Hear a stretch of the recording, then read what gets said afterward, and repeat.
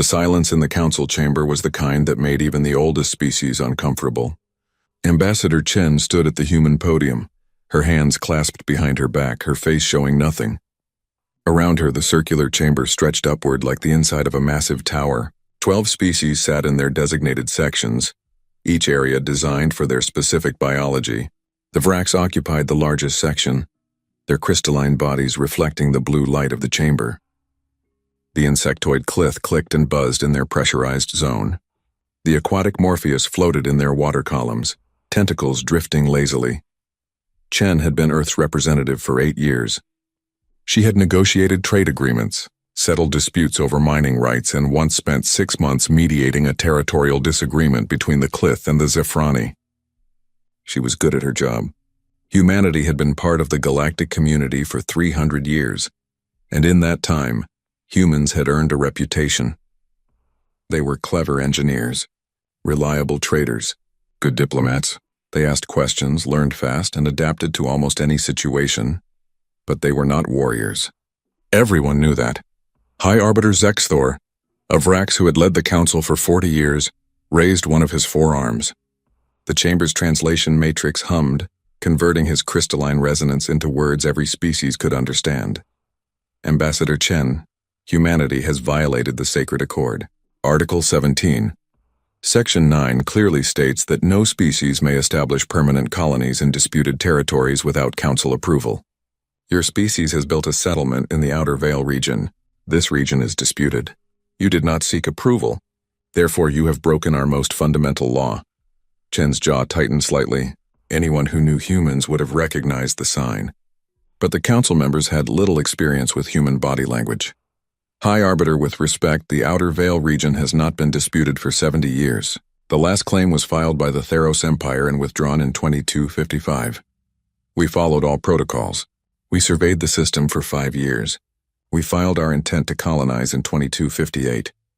We waited the required 2 years for objections. None came. Irrelevant. The word came from War Master Krelnak, the military commander of the Vrax Collective. His crystalline form was darker than the High Arbiter's, shot through with veins of deep red. The Sacred Accord is clear. When the Council determines a violation has occurred, the violating species must accept judgment. This is not a debate. Chen's hands tightened behind her back. War Master, 12,000 human civilians live on New Terra. Families, children, scientists. They have built homes, farms, research stations. They have committed no crime. They exist in violation of council law, Krelnak said. His voice carried no emotion. The Vrax were not cruel by nature, but they were absolute in their adherence to rules and hierarchy. To them, law was sacred. The correction fleet was dispatched 6 days ago. It will arrive at the illegal colony in 40 hours. The humans there will be given 48 hours to evacuate. Any structures will be dismantled. Any resistance will be met with appropriate force.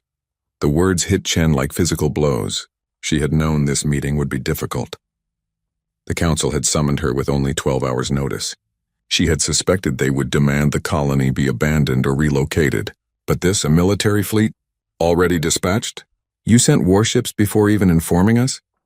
Her voice remained steady, but something in her tone made several council members shift in their seats. The council does not require permission from individual species to enforce its laws, High Arbiter Zexthor said. Ambassador Chen, humanity has been a valued member of our community. You have contributed much, but you must understand, the Sacred Accord is what allows 400 species to coexist peacefully. If we allow one species to violate it without consequence, the entire structure collapses. Chen looked around the chamber. Most of the council representatives would not meet her eyes. The Clith representative clicked nervously. The Morpheus ambassador's tentacles had gone very still. Only the Theros elder, a being so old its scales had turned to white crystal, watched her with what might have been sympathy. Or perhaps just curiosity. How many ships? Chen asked quietly. Krelnak's crystals chimed with what might have been satisfaction. 600 Vrax warships. More than sufficient for a peaceful dismantling operation. We anticipate no resistance. Humans are not a military species. There it was. The assumption that had defined humanity's place in the galaxy for 3 centuries. Humans were clever, yes. Resourceful, certainly. But dangerous? No, humanity had no great battle fleet. They had fought no wars since joining the galactic community. Their ships were cargo haulers, passenger liners, research vessels, and a small number of patrol craft that dealt with pirates and smugglers. The galaxy knew human history, of course. Everyone who joined the council had their past examined. Earth's bloody history was well documented. The world wars, the regional conflicts, the nuclear standoffs. But that was all ancient history. The humans who joined the stars had left that violence behind. They had evolved past it, or so everyone believed. Chen stood silent for a long moment. The chamber waited. Finally she spoke, her voice carefully neutral. High Arbiter, I request an immediate recess. Humanity needs to consult with our government before responding to this situation. Zexthor's crystals flickered with surprise. Usually, when the council issued a judgment, the accused species accepted it immediately. Pleading, negotiating, even protesting loudly, these were all normal responses. But requesting a recess, that was unusual. Very well, the High Arbiter said after a pause. You have 6 hours. Then we reconvene, and you will provide humanity's formal response. Chen bowed slightly, a gesture of respect she had learned decades ago. Then she turned and walked out of the chamber. Her stride was measured, professional. She did not hurry. She did not show fear or anger, but as soon as the chamber doors closed behind her, she ran. Her personal quarters in the council station were small but comfortable. She had decorated them with items from Earth. A painting of the Rocky Mountains, a small bonsai tree, photographs of her family. She ignored all of it now. She went straight to her secure communication terminal and entered a priority code she had hoped never to use. The screen flickered. Then a face appeared, a man in his late 60s with iron-gray hair and sharp eyes. Admiral Sarah Kovacs, humanity's highest-ranking military officer. Technically, she was head of the United Human Space Navy, but that title was mostly ceremonial. The UHN was small, a defense force, nothing more, or that was what the galaxy believed.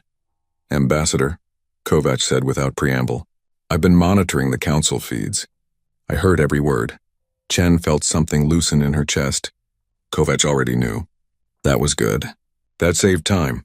They've already sent the fleet, Admiral. 600 Virax warships. They'll reach New Terra in less than 2 days. I know. Kovacs's face was unreadable. The question is, what do we do about it? Chen sat down heavily. Can we evacuate? 12,000 people in 48 hours? Not possible. We'd need at least a week to evacuate that many civilians safely. We could get maybe 4,000 out in the time we have. The rest, she trailed off. The council expects us to comply, Chen said. They think we're not capable of anything else. Kovacs was quiet for a moment. Then she said, Are you asking me if we can fight? I'm asking if we have any choice. The Admiral leaned back in her chair.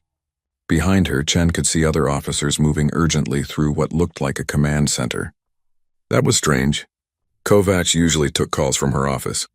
Chen, I need to tell you something. Something that's been classified above your clearance level. Something only about 200 people in all of human space know. She paused. The UHSN is not what the galaxy thinks it is. Chen felt her heart rate increase. What do you mean?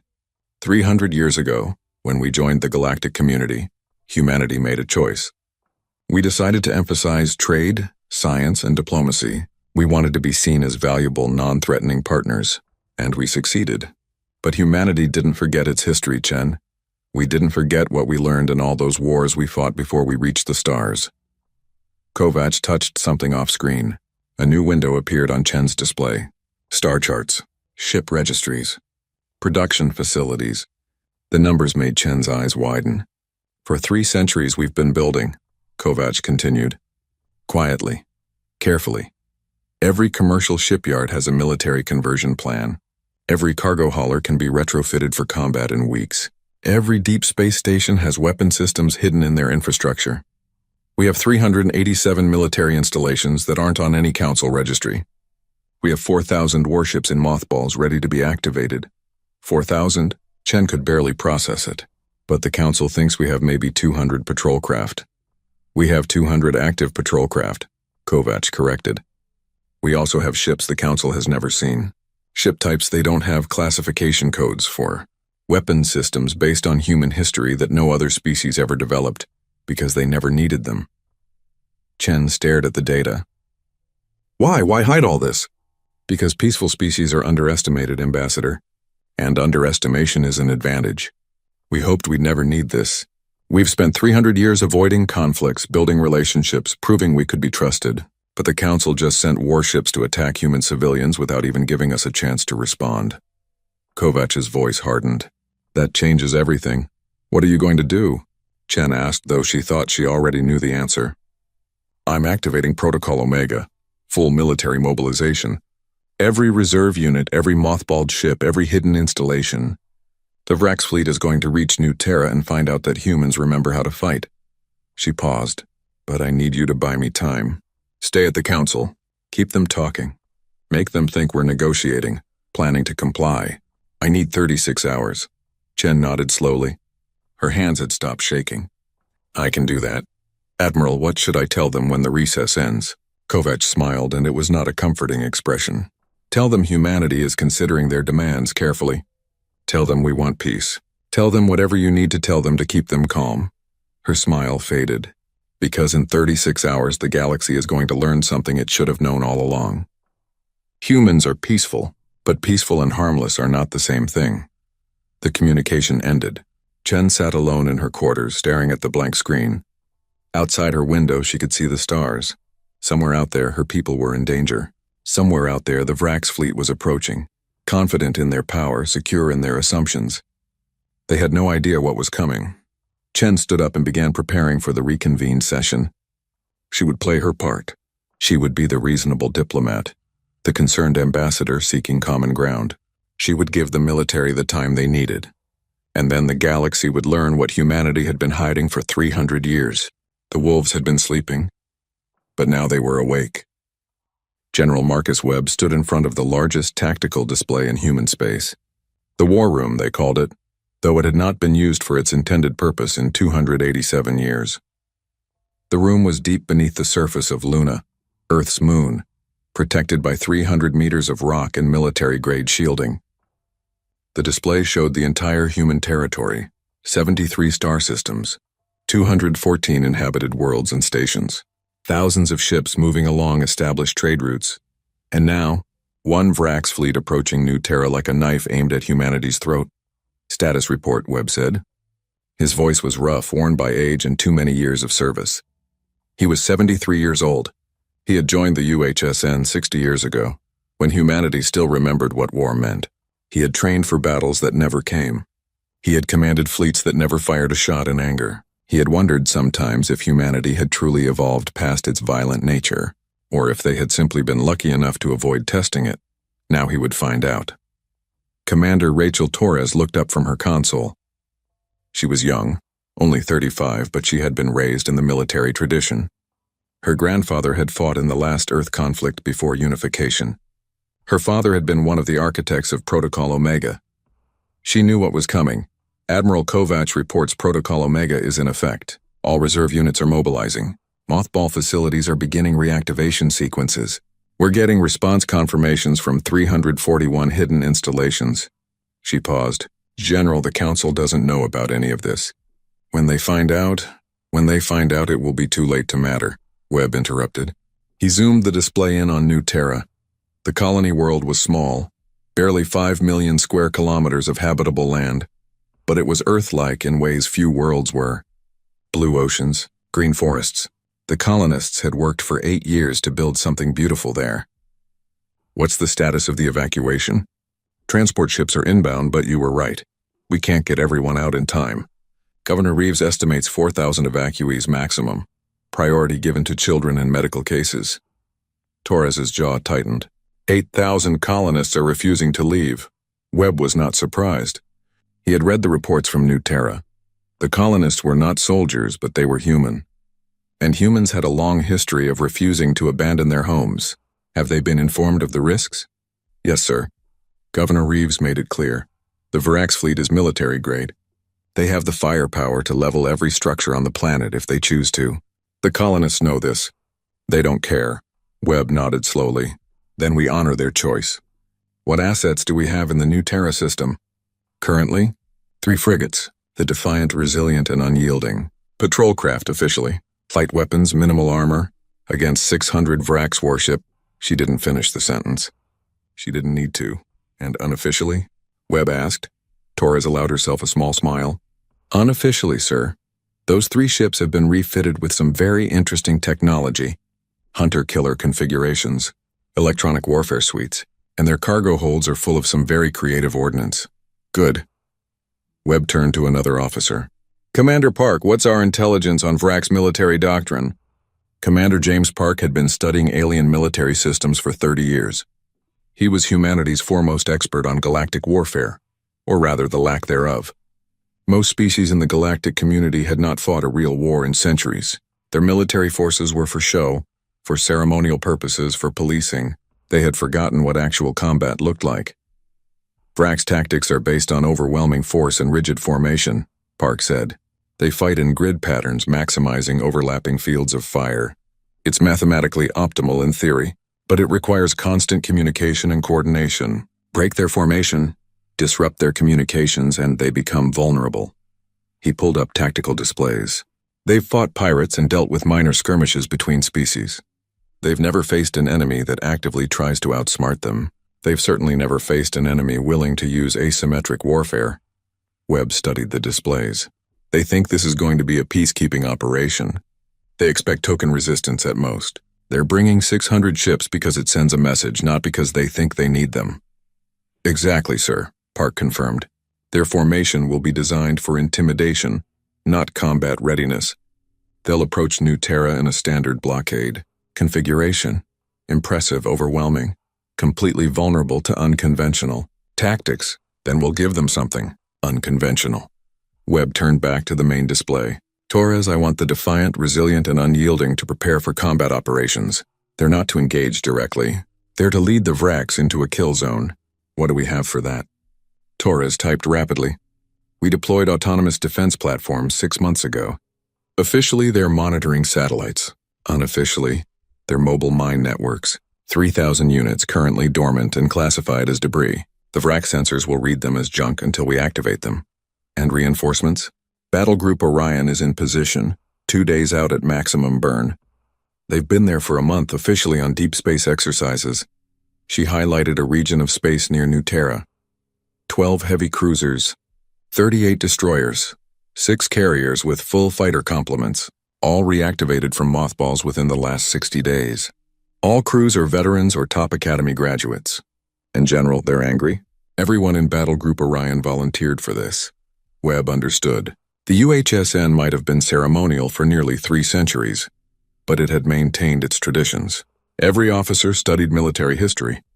They knew what their ancestors had fought for.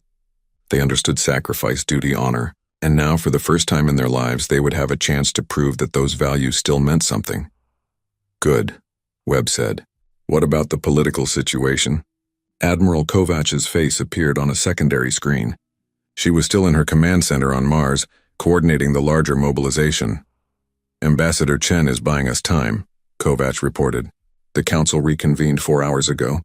She's giving them a performance for the ages, expressing concern, asking for clarification, requesting detailed information about the evacuation procedures.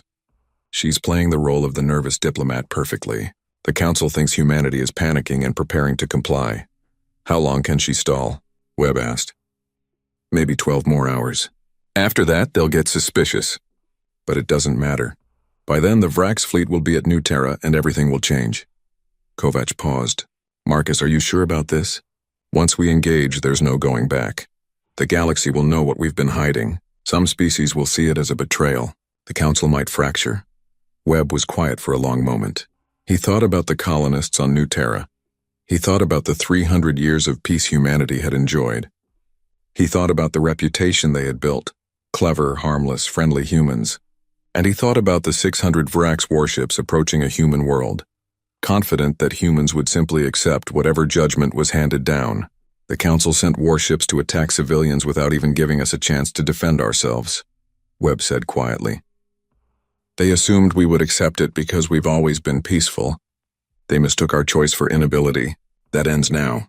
If the council fractures over this, so be it. But humanity will not bow down to threats. Not anymore, Kovach nodded. Then we're committed. Protocol Omega is in full effect. What are your orders? Webb looked at the tactical display one more time. New Terra was a small dot of blue and green in the vast darkness of space. 600 red icons representing the Vrax fleet were approaching steadily, and scattered throughout the system were the tiny markers representing human assets. 3 frigates, 3,000 dormant mines, and 1 battle group waiting just beyond sensor range. "We defend our people," Webb said. "We show the Vrax and the entire galaxy that humanity did not forget how to fight. We just chose not to. There's a difference." He straightened, his old military bearing returning. "And when this is over, when the Vrax fleet is broken and running, I want every species in the galaxy to understand one thing. Peaceful does not mean weak. It means we choose restraint. But if you force our hand, you will learn why humanity survived every predator, every disaster, every enemy on Earth, and made it to the stars anyway." Torres looked up from her console. "General, we're getting reports from across human space. Reservists are flooding recruitment centers. Civilian ships are volunteering for auxiliary duty. People want to help." Webb was not surprised. Humanity had spent 3 centuries as the galaxy's friendly neighbors. They had built a good life. They had raised families, built businesses, created art, explored the universe. They had enjoyed peace. But buried beneath that peaceful civilization was something older. Something that had carried humanity through ice ages and plagues, through wars and disasters, through every challenge evolution had thrown at them. The will to survive, the refusal to surrender, the pack-bonding instinct that made humans defend their own with a ferocity that surprised even themselves. The Vrax were about to discover this the hard way. "Inform Battle Group Orion," Webb ordered. "Prepare for combat operations. Rules of engagement are defensive only. We fire only if fired upon, and we use proportional force. But if the Vrax attack New Terra, if they harm even 1 colonist, then we hit them with everything we have. No holding back." "Yes, sir," Torres said. Webb turned to Park. "I want you to draft a message. It will be broadcast across all council frequencies at the moment of engagement. The galaxy needs to understand why we're doing this." Park nodded. "What should it say, sir?" Webb thought about Ambassador Chen, stalling the council with diplomatic language. He thought about the colonists on New Terra, refusing to abandon their homes. He thought about the Vrax commander, so confident in his fleet's power. "Tell them that humanity has lived by the galaxy's rules for 300 years. We have been good neighbors. We have sought peace. We have contributed to the galactic community in every way we could." He paused. "But when the Council sent warships to attack our civilians without trial, without negotiation, without even the basic respect of talking to us first, they broke those rules. They came to our home. Now they will face us, and they will learn that humans are still the species that climbed from caves to stars. We did not do that by surrendering every time someone threatened us." Park was typing rapidly. "Got it, sir." "Good." Webb looked around the war room. Every officer present was focused, determined. This was the moment they had trained for their entire lives, even if they had hoped it would never come. "Transmit orders to all units. In 36 hours, the Vrax fleet reaches New Terra. In 36 hours, the galaxy learns the truth about humanity. Make sure our people are ready." As the officers dispersed to their tasks, Webb remained at the tactical display. He zoomed in on Earth, barely visible in the center of human space. 300 years ago, humanity had looked at the stars and decided to be explorers, not conquerors. They had chosen peace, but the galaxy had misunderstood. They thought peaceful meant harmless. They thought 3 centuries without war meant humanity had forgotten how to fight. They were about to learn their mistake. The wolves had been sleeping, but now they were awake, and they remembered exactly what their teeth were for. The Vrax fleet emerged from faster-than-light travel at the edge of the New Terra system, with the precision of a well-practiced military exercise. 600 crystalline warships materialized in perfect formation, their hulls reflecting the light of New Terra's sun like a field of deadly stars. Each ship was a work of art, geometric perfection, covered in energy shields that shimmered like soap bubbles in vacuum. Fleet Commander Zarthok stood in the command center of his flagship, the Eternal Order. He was a veteran of 40 years, though he had never fought in a real war. No one had. The galaxy had been at peace for centuries. His experience came from peacekeeping operations, anti-piracy patrols, and ceremonial displays of force. This mission was supposed to be simple, a show of power. The humans would see his fleet, realize resistance was pointless, and evacuate their illegal colony. Status report. Zarthok commanded. His crystalline voice resonated through the ship's communication system. All ships in position, Commander, his tactical officer reported. Formation integrity is optimal. Shields are at standard levels. No hostile contacts detected. Mom, scan the system. I want to know the location of every human vessel and installation. The sensors swept across the new Terra system. It was a simple star system. One habitable world, 2 gas giants in the outer system, an asteroid belt, and the usual debris of a young solar system. The planet itself appeared on their displays, blue and green and beautiful. Zarthok could see why the humans had wanted it. It looked like their homeworld. Commander, we're detecting 3 vessels in orbit around New Terra. Human frigates. Classification, patrol class. Light armament. They're not moving to intercept. Zarthok nodded. That was expected. 3 patrol boats against 600 warships. The humans would have to be insane to fight. What about the colony? Surface scans show. Commander, this is unusual. We're detecting defensive fortifications around the main settlement. Shield generators. What appear to be weapon emplacements, and the population readings are wrong. Wrong how? The colony was reported to have 12,000 inhabitants. Current scans show approximately 8,000. 4,000 are missing. Zarthok considered this. They've begun evacuating. Good, that shows sense. Open a communication channel to the colony. Let's make this official. The main display flickered. A human face appeared. An older woman with gray hair and tired eyes. Governor Maria Reeves, according to their intelligence files. She had been leading the colony for 6 years. Governor Reeves, Zarthok began, his translator converting his crystalline harmonics into human language. I am Fleet Commander Zarthok of the Vrax Collective. By order of the Galactic Council, you are in violation of the Sacred Accord. This colony must be dismantled. You have 48 hours to complete evacuation. Any who remain after that time will be forcibly removed. Any resistance will be met with appropriate force. Do you understand? Reeves looked at him with an expression he could not read. Humans were strange creatures, soft, emotional, illogical. But she spoke calmly. Commander Zarthok, I understand your position. However, I need you to understand mine. The people of New Terra do not recognize the Council's authority to order us off our legally established colony. We followed all protocols. We violated no laws. The Council's judgment is unjust. Zarthok felt a flicker of irritation. The Council has determined that a violation occurred. This is not a debate. You have 48 hours. And if we refuse, Reeves asked, then we will remove you by force and dismantle your structures. I have 600 warships, Governor. You have 3 patrol boats. Please do not make this more difficult than it needs to be. Reeves was quiet for a moment. Then she said, Commander, I served in the Human Colonial Defense Force for 20 years before I became a civilian governor. I know what 600 warships can do to a planet. I'm asking you, are you truly prepared to attack civilians over a bureaucratic disagreement? I am prepared to follow the Council's orders, Zarthok replied. As must you.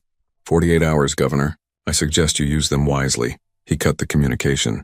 Behind him, his tactical officer spoke up. Commander, should we move into orbital bombardment position? Not yet. Give them time to realize their situation is hopeless. We'll maintain our formation here. Zarthok settled into his command chair. This would be over in 2 days. The humans would evacuate, they would dismantle the colony, and the Council's authority would be reaffirmed. Simple, clean, exactly as these operations were supposed to go. He had no idea how wrong he was. 36 hours later, Zarthok was growing impatient. The human evacuation was proceeding slowly. Only 1 transport ship had left the system, carrying perhaps 1,000 colonists. The rest remained on the surface, apparently ignoring his deadline. Commander, the deadline expires in 12 hours, his tactical officer reminded him. Should we begin moving into position? Yes, standard blockade formation. Commander. The sensor officer's voice was sharp with alarm. The human patrol ships are moving. Zarthok looked at the tactical display. The 3 small human frigates had left their orbital positions and were accelerating toward his fleet. It was suicide. What were they thinking? Maintain formation, Zarthok ordered. Charge weapons, but do not fire unless they attack first. Let's see what they're trying to do. The 3 human ships approached at high speed, then suddenly broke formation. They scattered in 3 different directions, each one moving erratically. No military vessel should move like that. It was inefficient. Wasteful of fuel, tactically unsound. Commander, they're deploying something. Multiple objects. Sensors reading them as debris, scrap metal? Zarthok watched as the human ships left trails of what appeared to be junk in their wake. Broken hull plates, damaged equipment, even what looked like civilian cargo containers. They're dumping garbage? Analysis suggests, Commander, I don't understand this behavior. Military vessels don't carry debris. The 3 human ships continued their erratic dance, spreading more and more debris throughout the space between New Terra and the Vrax fleet. Then, as suddenly as they had started, they stopped. They took up positions at 3 points around the fleet's formation, just sitting there. Waiting. Tactical assessment. Zarthok demanded. Unknown, Commander. This makes no strategic sense. They've scattered debris throughout the approach vector, but it's not enough to provide cover or pose a collision hazard. They're just sitting there. 3 ships against 600. They can't possibly believe they can fight us. Zarthok made a decision. Move the fleet forward. Blockade de formation. We're moving into position around New Terra. If those 3 ships interfere, destroy them. Otherwise, ignore them. They're clearly trying to appear defiant for morale purposes. It's meaningless. The Vrax fleet began to move. 600 ships advancing in perfect geometric formation. A display of overwhelming force that should have broken any defender's will. The human ships did nothing. They just watched. The Vrax formation entered the debris field, and the universe exploded. The debris activated. 3,000 autonomous mines, each one no larger than a human fist, each one equipped with a small fusion charge and a primitive but effective targeting system. They had been dormant, cold, undetectable. Now they came alive all at once. The mines swarmed toward the Vrax fleet like angry insects. Vrax shields could stop most conventional weapons easily, but these mines were designed to exploit a specific weakness. They attached themselves to shield emitters, the external components that projected the protective fields, and then they detonated. Shield generators exploded across the Vrax formation. Ships that had been protected by energy barriers suddenly found themselves naked in space, and the mines kept coming, shields failing across all sections. We're under attack. The sensor officer's calm demeanor shattered. Commander, we've lost 80 ships. No, 90. The mines are targeting our shield arrays specifically. Zarthok stared at the tactical display in horror. His perfect formation was disintegrating. Ships were trying to maneuver, but they were too close together, designed for maximum visual impact rather than combat spacing. Ships collided. Explosions rippled through his fleet. All ships emergency scatter. Get clear of the debris field. But it was too late. The 3 human frigates chose that moment to strike. They accelerated to combat speed, and Zarthok realized with growing horror that they had been hiding their true capabilities. These were not patrol boats. They were hunter-killers, fast and deadly. They flashed through his disrupted formation, targeting the ships that had lost their shields, and they fought like nothing Zarthok had ever seen. They didn't maintain formation. They didn't follow predictable patterns. They struck, vanished, struck again from a different angle. They used the wreckage of destroyed Vrax ships as cover. They launched missiles that seemed to know exactly where his ships would try to dodge. They're hacking our tactical network, his communications officer shouted. They know our maneuvers before we execute them. How? How had humans learned to penetrate Vrax military encryption? How had they known exactly how to target their shields? How had they... The answer hit Zarthok like a physical blow.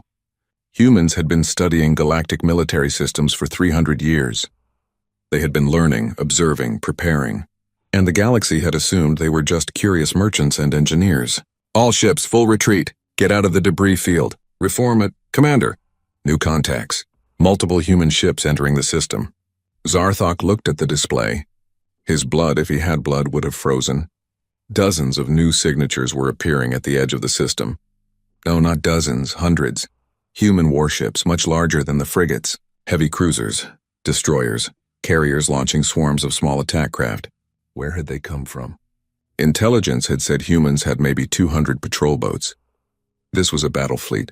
A real military force. Incoming transmission, his communications officer said weakly. It's broadcasting on all council frequencies. Put it through, Zarthok ordered, his voice barely functioning.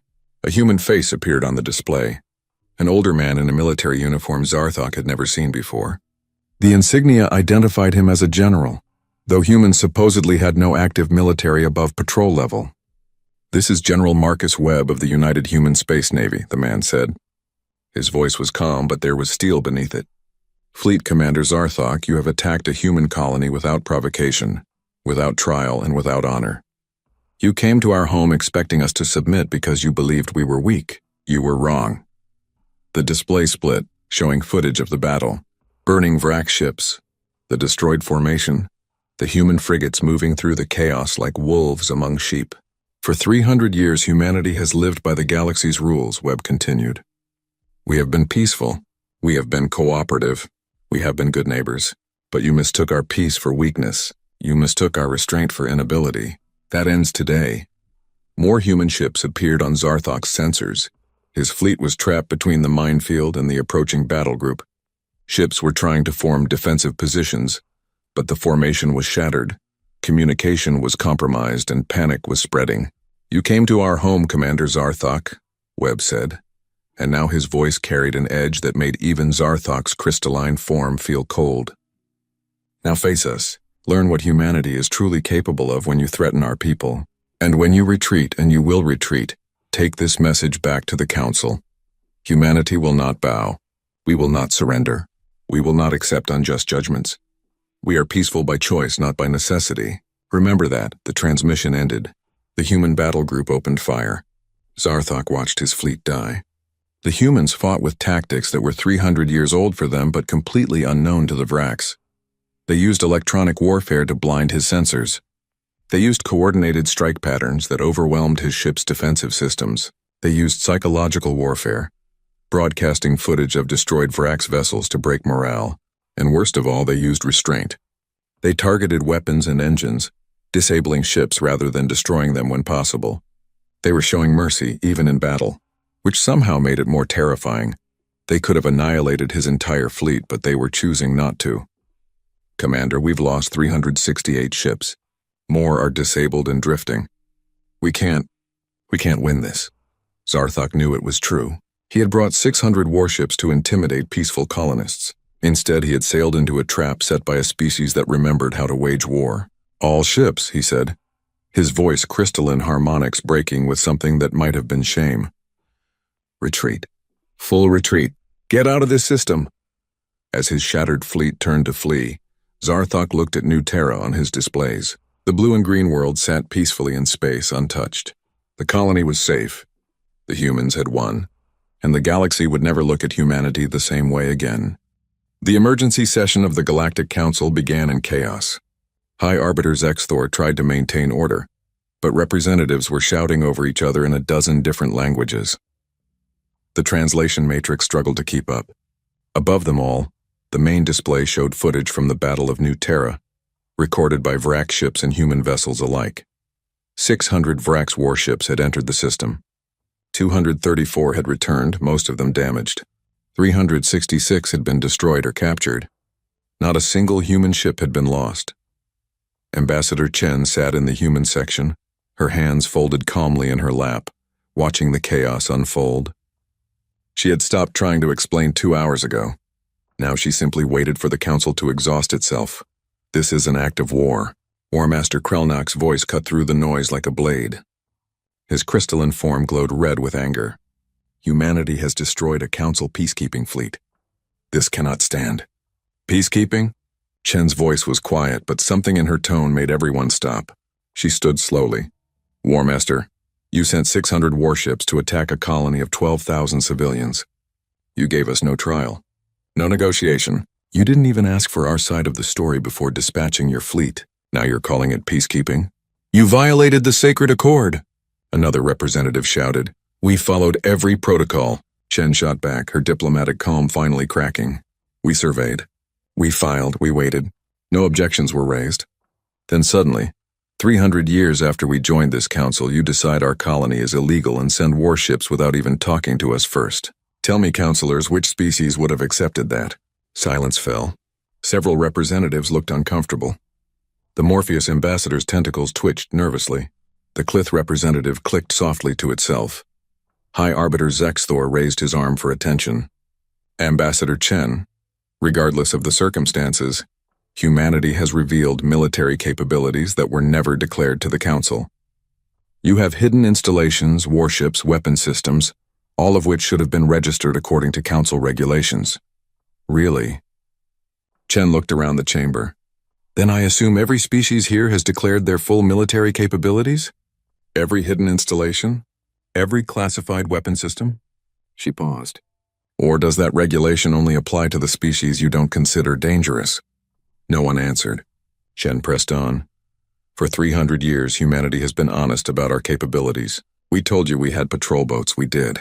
We told you we had defense installations. We did, we never lied. We simply didn't tell you about contingency plans we hoped never to use. She looked directly at Krelnak. Just as I'm sure the Vrax Collective has contingency plans you've never shared with the Council. This is different, Krelnak insisted. You have been building a war fleet in secret. We have been building a defense fleet, Chen corrected. There's a difference. Every ship we activated was designed to protect human territory. We have not invaded anyone. We have not attacked anyone unprovoked. We defended our colony from an unjust assault. That is our right under Council law. The Council determines what is just. Krelnak's voice rose. Then the Council is tyrannical. The words came from an unexpected source.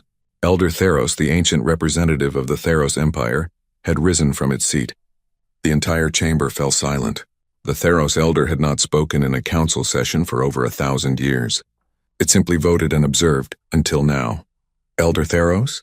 High Arbiter Zexthor's voice was respectful but confused. You wish to speak? I wish to speak truth, the Elder said. Its voice was like stone grinding against stone, ancient and implacable, a truth that this council has ignored for too long. Humanity is not what you believe them to be. The Elder moved to the center of the chamber. Every eye followed it.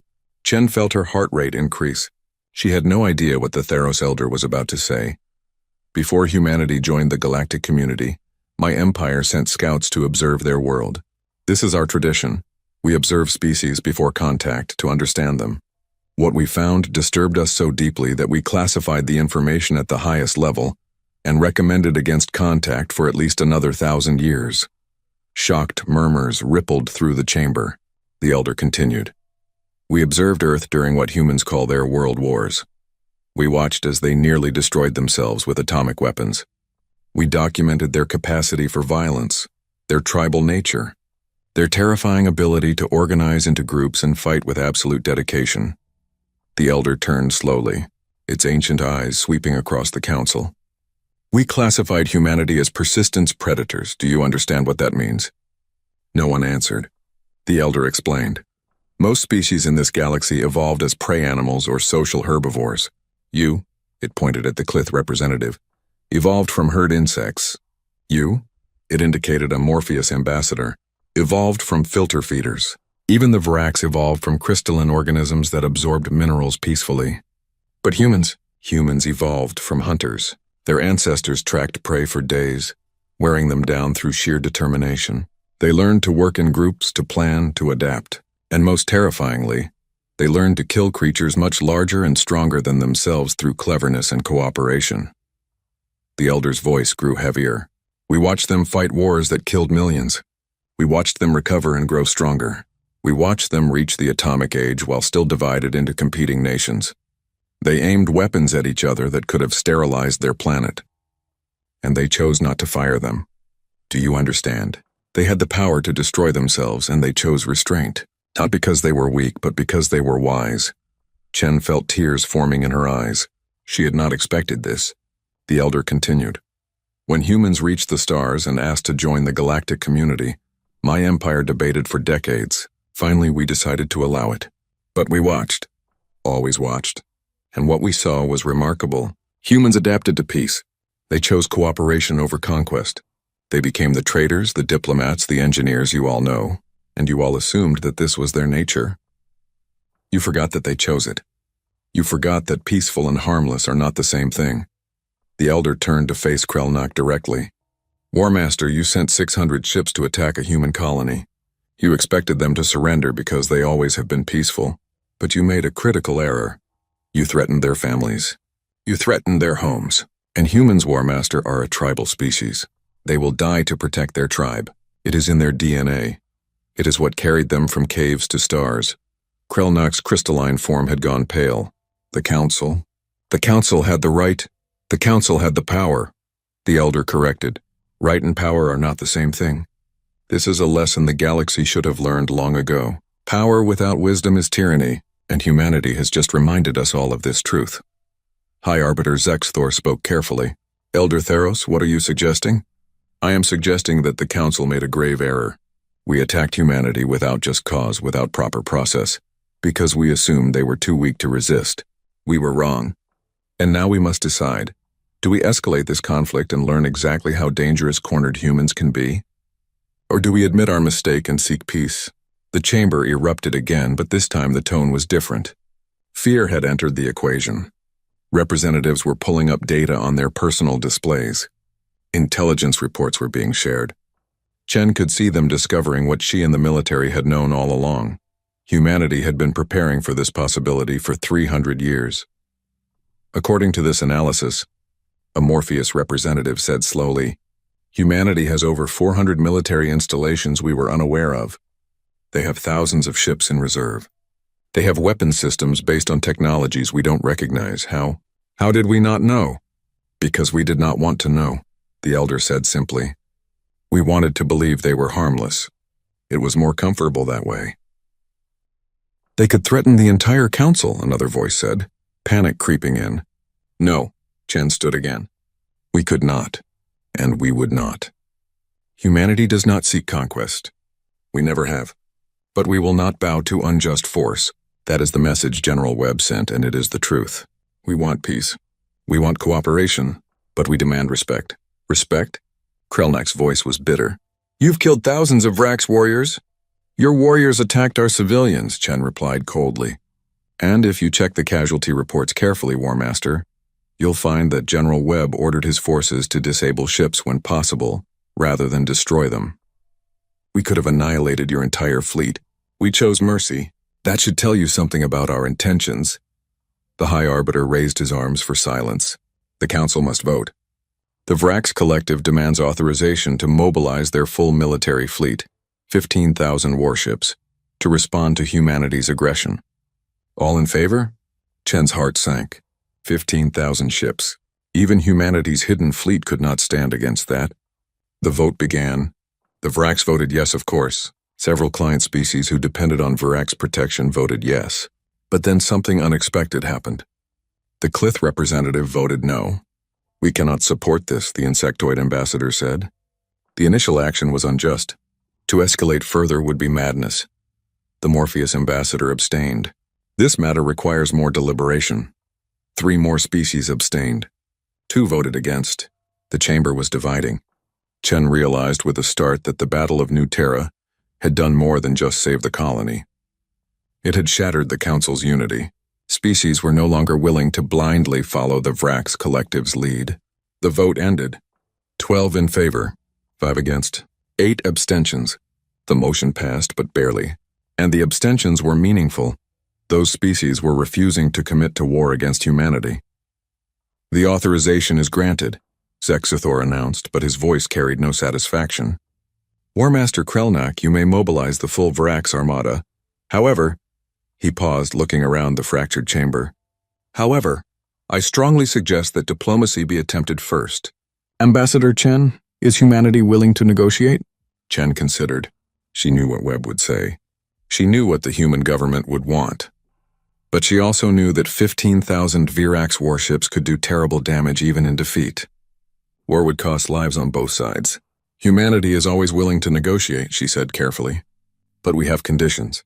First, New Terra must be recognized as a legitimate human colony. Second, the Council must establish a proper legal process for disputes that includes the right of defense before any enforcement action is taken. Third, humanity will be granted a permanent seat on the Council with full voting rights, not just observer status. Impossible, Krelnak shouted. You cannot make demands after attacking a Council fleet. We can, Chen replied. Because you need this war to end much more than we do. Your fleet is already damaged. Your people are afraid. And all of you know that if you push humanity into a corner, we will fight with everything we have. We will fight with the desperation of a species that has survived every disaster our homeworld threw at us. We will fight with the creativity of a species that went from wooden clubs to starships in 10,000 years. We will fight with the determination that carried us through ice ages and plagues and wars that should have ended us. And we will not stop until you leave our people alone." The chamber was silent. Chen looked around at the assembled representatives. She saw fear in many faces. But she also saw something else. Respect. The galaxy had underestimated humanity. They would not make that mistake again. "I recommend a recess," Elder Theros said into the silence. "Let us all consider carefully what has been said here.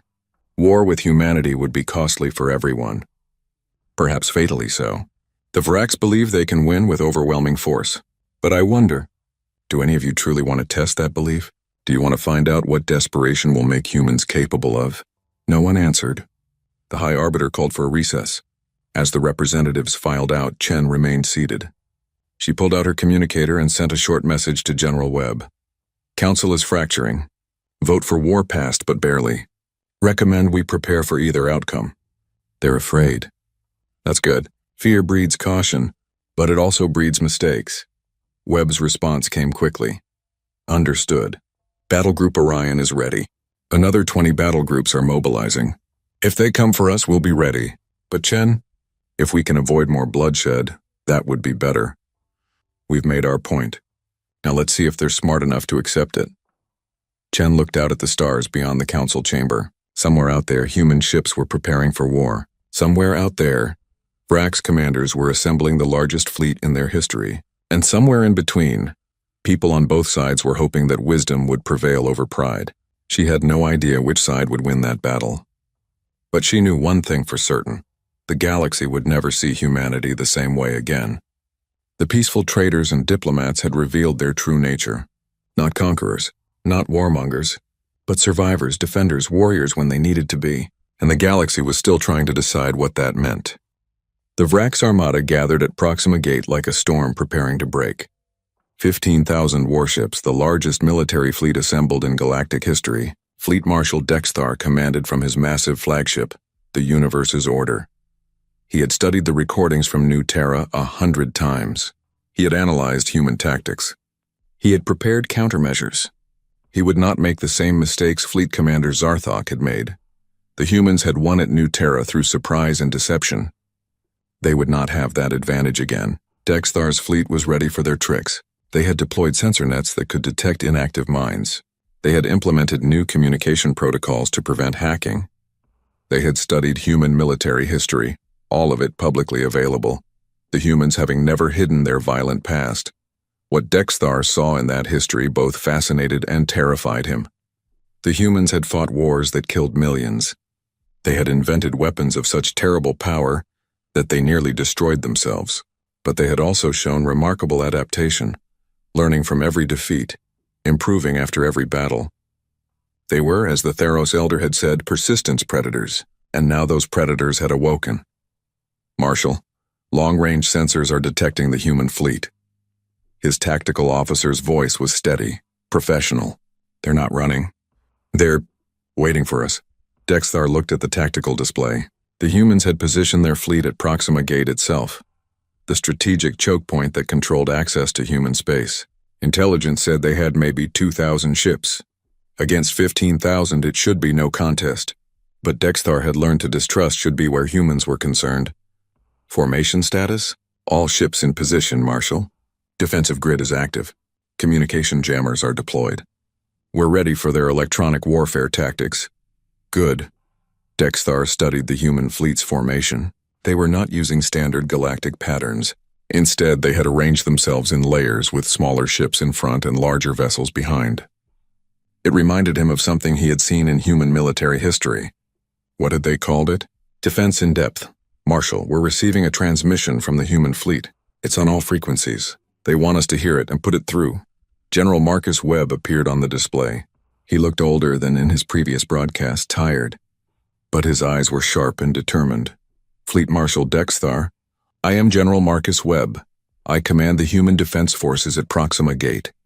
Before this goes any further, I want you to understand something. We know you have 15,000 ships. We know you believe you can win through overwhelming force. You might be right. But victory will cost you dearly. Is that cost worth it? Dexthar listened silently. Webb continued. Your species has been at peace for centuries. Your warriors are brave, but they have never experienced real war. War is not glorious. It is not clean. It is horror and death and sacrifice. My people remember this. We spent thousands of years learning it. We know the price, do you? My forces are ready to enforce the Council's will, Dexthar responded. You have one chance to avoid bloodshed. Stand down. Accept the Council's judgment. Your colony will be dismantled, but no more lives need be lost. Webb's expression did not change. Marshal, I'm going to tell you what's going to happen if you attack. First, you'll encounter our forward defense line. You'll destroy it. We know you can. But it will cost you 1,000 ships. Then you'll push through to our main battle line. You'll break it eventually, but it will cost you 3,000 more. Then you'll face our reserves and our planetary defenses. You might win, but by the time you reach Earth, you'll have lost 10,000 ships, maybe more. And then you'll have to occupy human space. 300 systems, billions of angry humans who know how to make weapons and are very, very good at guerrilla warfare. How long can the Vrax Collective sustain those losses? How long before your people start asking why they're dying over a bureaucratic dispute? Dexthar felt cold certainty settle into his crystalline core. Webb was not bluffing. The human general was laying out exactly what would happen, confident that the truth was terrible enough to make his point. You're threatening genocide, Dexthar said.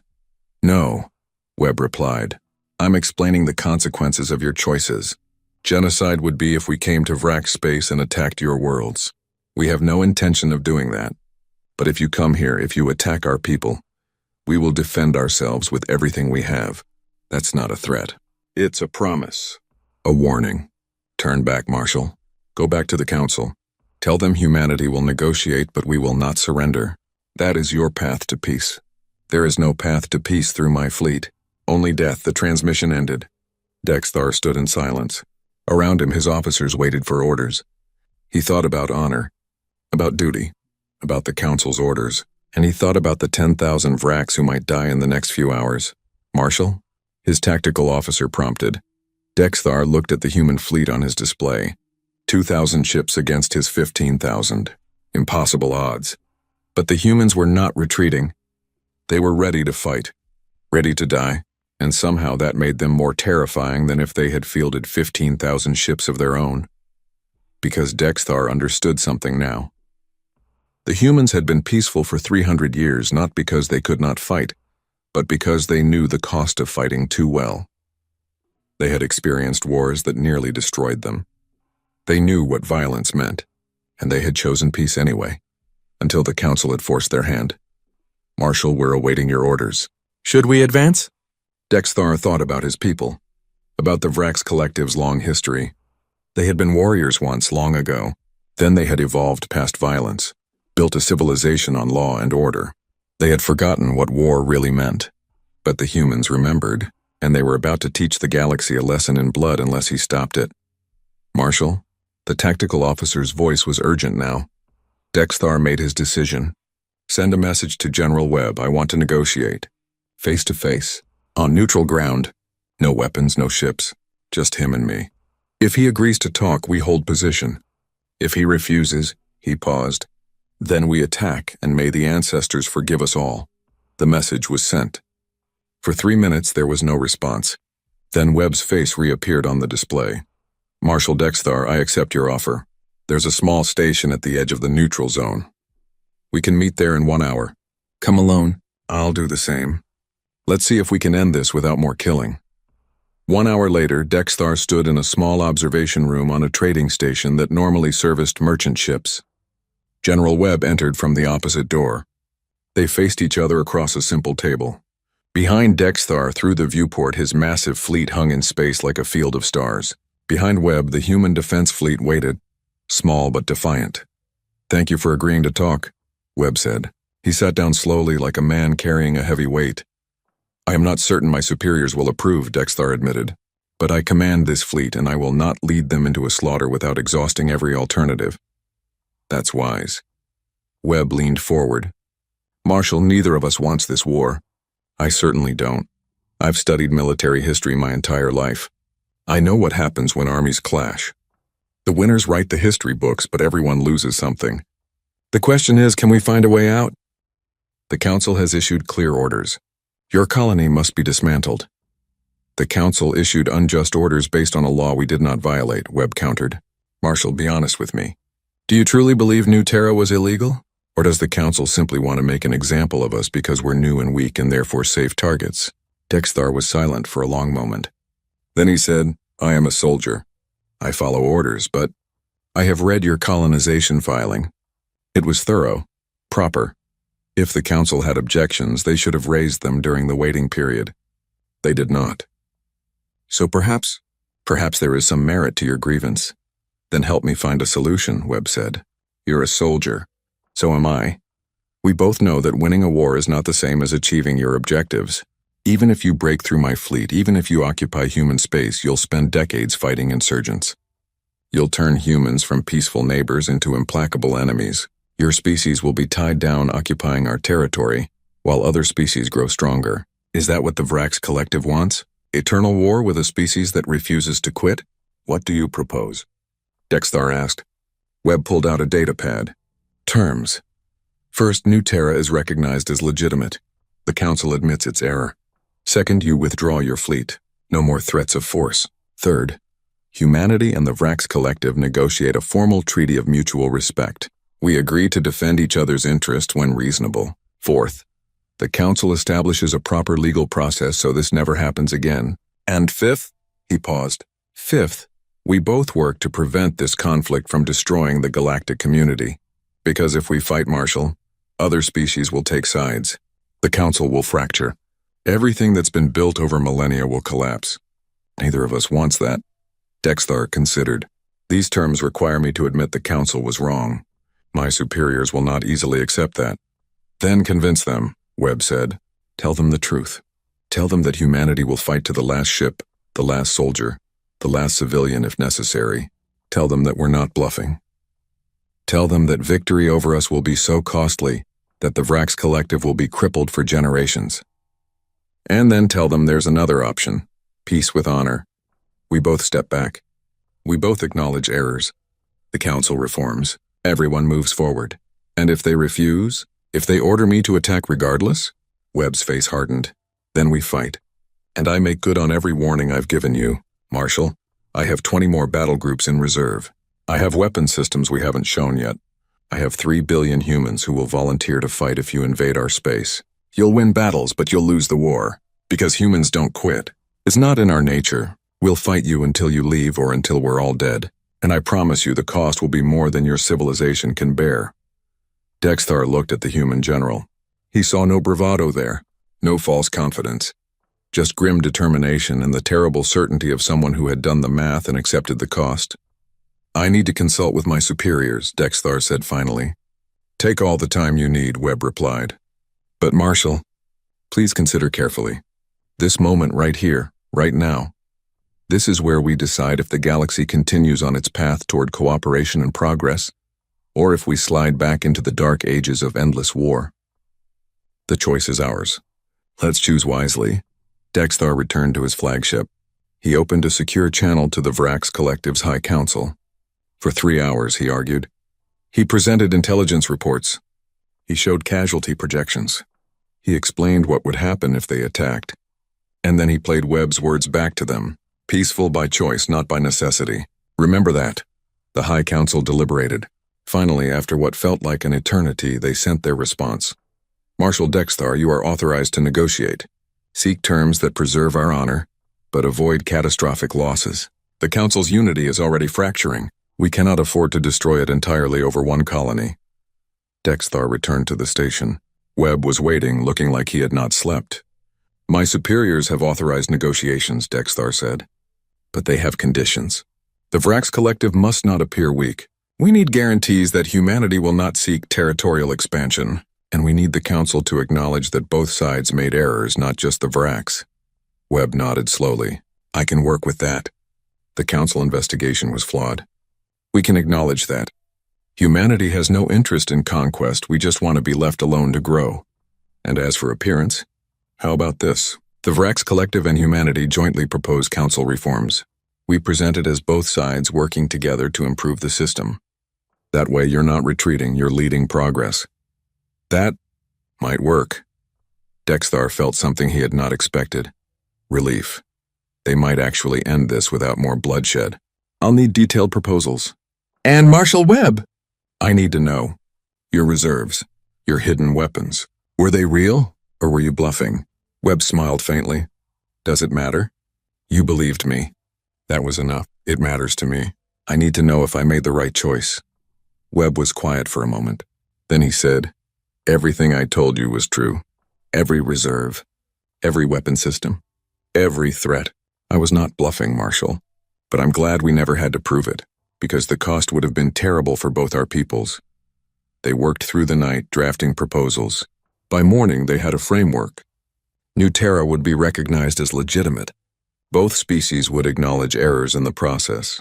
The Council would implement new legal procedures, and humanity would be granted a permanent council seat, not as a reward for military might, but as a recognition that they had become too important to be treated as junior members.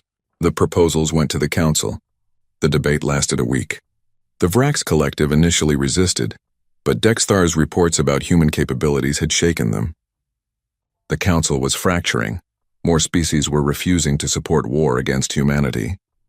Finally, with the Theros Elder casting the deciding vote, the reforms passed. 1 year later, Ambassador Chen sat in the council chamber in a new seat, one of 13 permanent positions. The Council of 12 had become the Council of Equals. Humanity had earned its place not through conquest but through the willingness to defend itself. General Webb stood at Proxima Gate, watching as Vrax trade ships passed through peacefully. The massive fleets had dispersed. The crisis had passed, but no one had forgotten the lesson. On New Terra, Governor Reeves watched her grandchildren play in gardens that had almost become battlefields. The colony thrived now, its legitimacy unquestioned. More humans were emigrating every day. The future looked bright, and across the galaxy, every species had learned something important. Humanity was peaceful. They preferred trade to war. They sought cooperation over conflict, but they were not weak. They were not helpless. They were survivors who had climbed from caves to stars, and they had done it by refusing to surrender, refusing to quit, refusing to be broken. Webb had said it best in his final communication to the Council. You came to our home. We faced you, not because we wanted to fight, but because we had no choice. We hope we never need to do it again, but if we must, we will, because that's what humans do. We survive, we adapt. We protect our own. Remember that and we'll all be fine. Forget it and you'll learn it again the hard way.